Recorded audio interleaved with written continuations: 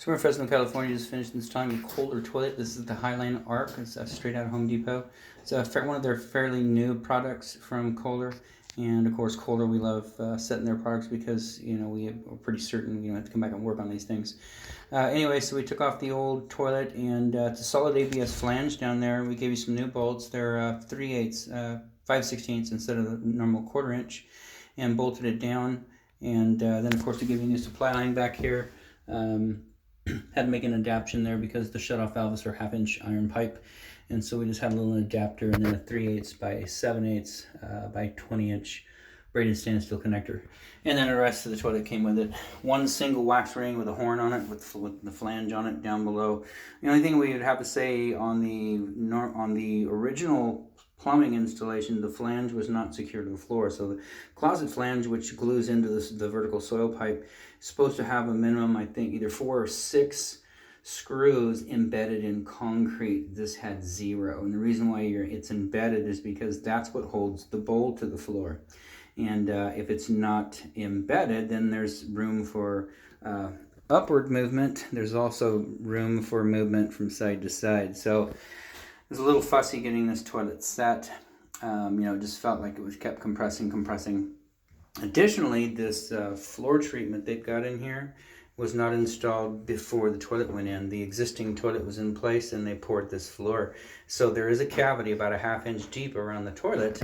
Over on this side, you could see part of it exposed, like back in there. You can see that's open cavity right there. Kind of hard to tell by the video, but it's just kind of poking open.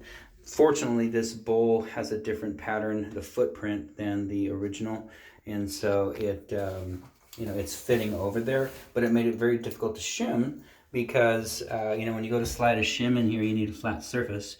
And what was happening is the shims were just sliding underneath down into the cavity. So it is as tight as it's going to get. We did dap it in, it's actually code. Because of the Rice Krispie floor, that's what I call it, it's got so many indents in it and there's no solid surface.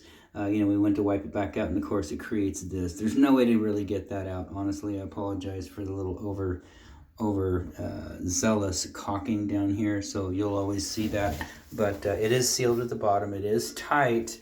Just be mindful, you got a couple issues going on.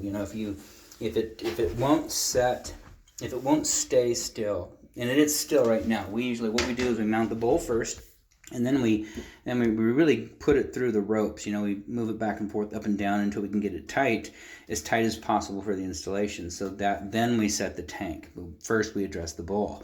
And so there's very slight movement, but like I say, the only thing we could do with this, and this requires, we could certainly do it today. If you have another $600 to spend, we get in there and we get a diamond bit and we drill some holes. We get some anchors in there. And then, of course, the cavity that's in there is nothing we can do about. You could try and fill it with something and float it up, but it's about that deep in there. So what they had done is just poured it around the toilet. Nothing we can do about those 2 items. But this guy's solid. It's the main thing is downward movement, and that's all we're looking for. You're not gonna dance on here. You're not gonna walk on here. Don't get up here and work on your light, or anything, or work on your cabinet. This is just for what it's for. And so, anyways, it's installed, and outside of that, we are done.